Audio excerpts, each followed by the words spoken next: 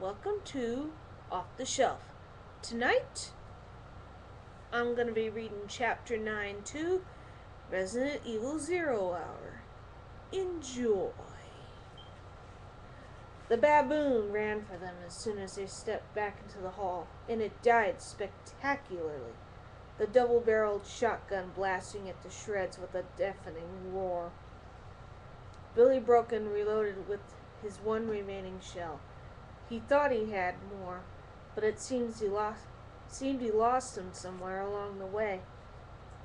In any case, nothing else came at him, and they headed back out toward the main room. Billy feeling much lighter than he had in a long time.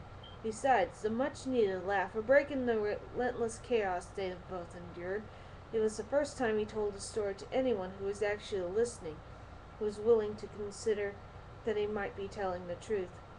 They stopped at the giant circle of stone statuary in the middle of the large chamber. Looking it over, there were 6 carved animals spaced evenly around the circle, facing outward. Each had a small plaque in front of it, a small oil lamp positioned next to each plaque. The animals were expertly carved, but the whole thing was a monstrosity, a real eyesore. The animal in front of him was an eagle in flight, a snake clutched in its talons. He read aloud from its plaque, "I dance freely through the air, capturing a legless prey." He frowned. Moved to the next animal over, a deer reading from its plaque, "I stand tall on the earth with horns proudly displayed."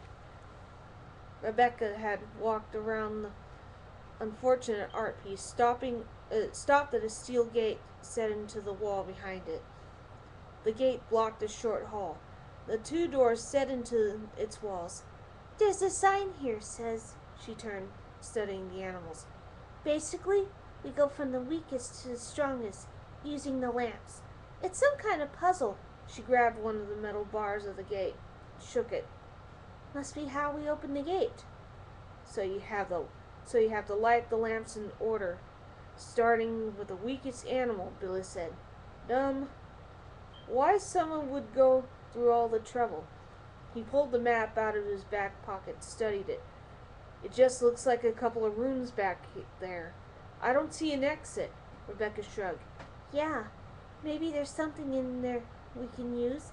Can it hurt?" "I don't know," he said truthfully. "Maybe." She smiled, turning to the stone animal nearest her, a tiger, reading from the plaque beneath it. "I am the king of all I survey. No creature can escape my grasp."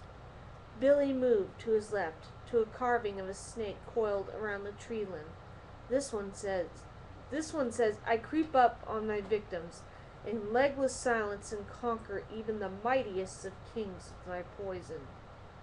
Rebecca read the last 2 aloud. The words beneath a wolf's carving were, "My sharp wit allows me to bring down even the greatest horned beasts." The 6th animal was a horse, reared back on its hind legs. The legend beneath it was, "No amount of cunning can match the speed of my supple limbs." Horned beast? Billy walked back to the deer, read the part about horns proudly displayed. "So the wolf is stronger than the deer," he said.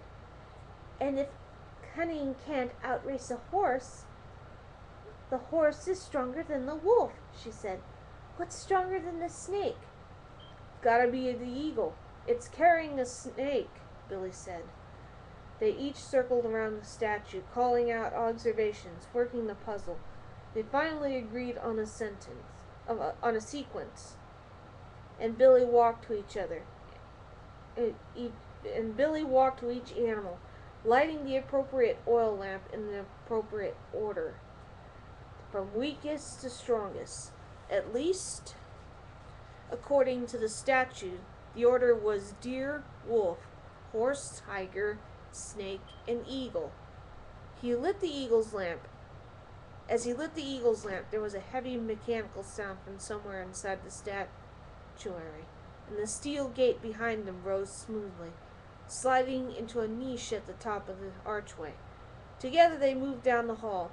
The first room on their right appeared to hold nothing of value at first glance. There were a bunch of emptied packing crates, few cluttered shelves. Billy was ready to move on when Rebecca stepped inside, heading for the crates. One of them was turned away from the door so they couldn't see what was in it, and when she stepped around it, she let out an excited laugh, crouching next to the crate, pushing it around so he could see. Billy hurried to her side, feeling like a kid at Christmas. Guess that damn puzzle was worth the effort after all.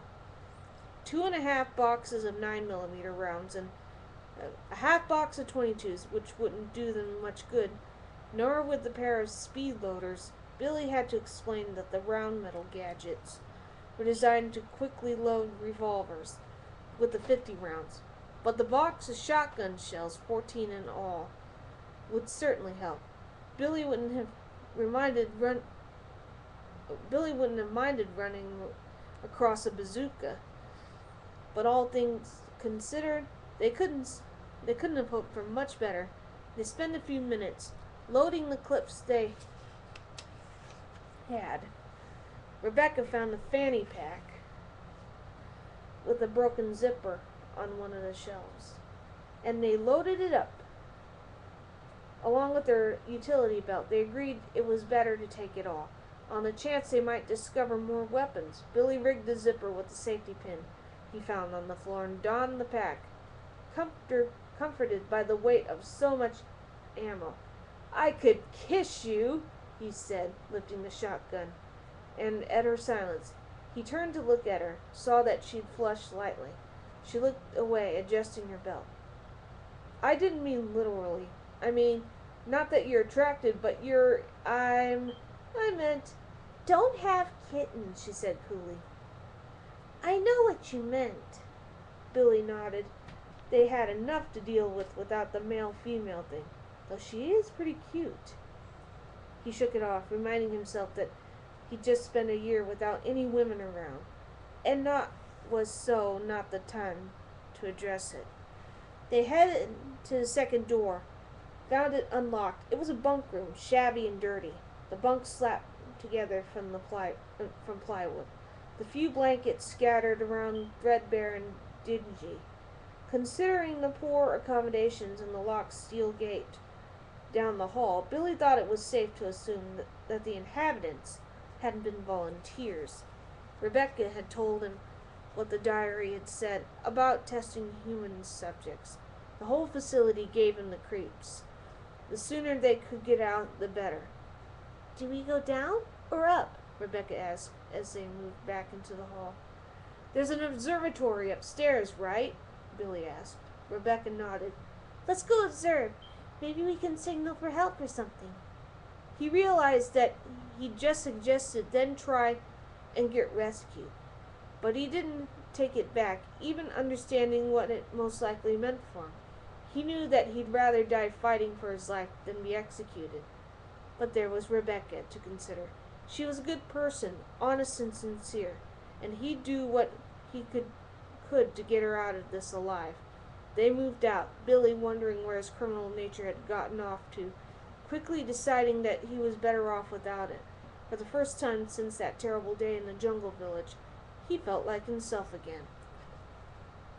And that is part of Chapter 9-2, Resident Evil 0 Hour. I'll be reading more some other time. Good night. Or good day. Whatever.